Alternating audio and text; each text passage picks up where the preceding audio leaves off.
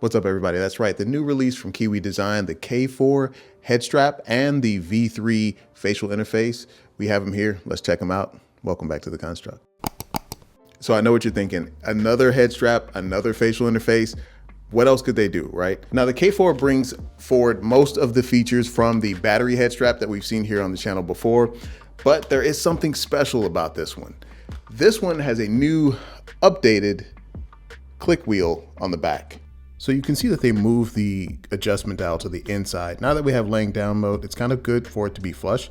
But in addition to that, they've made it quiet, like very, very quiet. And in order to appreciate how quiet this is, we have to look at them separately. I think the best thing to do is to compare it to the Meta Elite Strap and the previous version battery head strap. So let's get into that.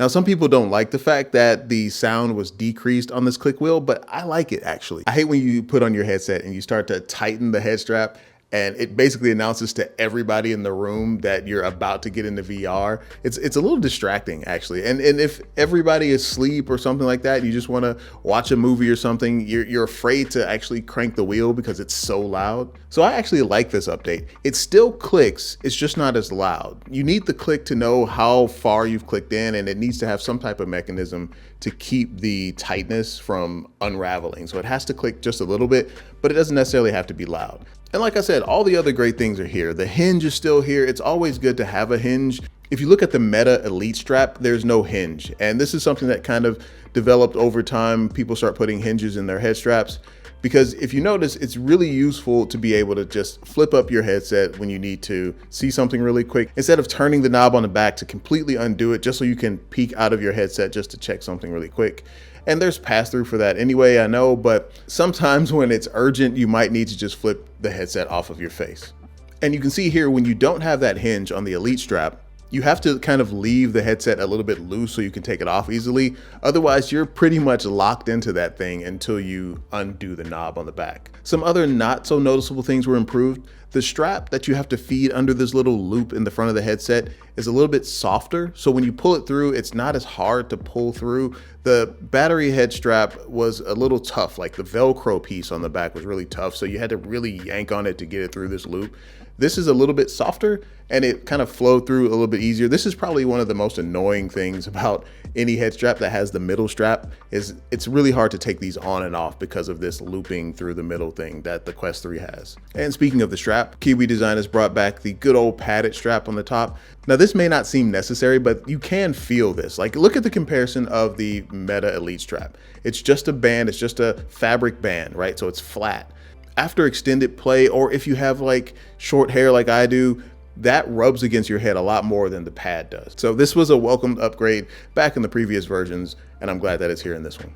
There's no battery strap on this one, but the cup on the back that kind of holds the back of your head keeps it pretty balanced.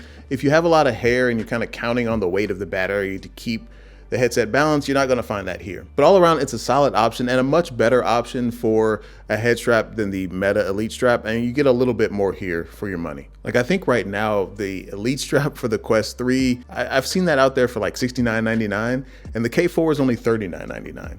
And as a matter of fact, there is a $49.99 version of the K4 that actually comes with Contractor Showdown. So you get Contractor Showdown for about half price. It's a pretty good deal. So let's move on to the V3 facial interface. At first glance, the V3 seems like just any other facial interface, but there is a special thing going on here.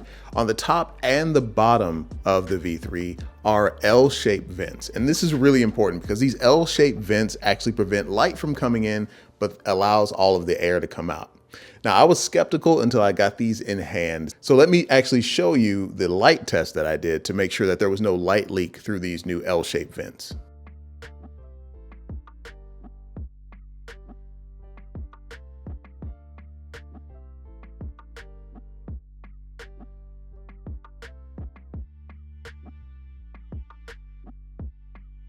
It's pretty impressive, right?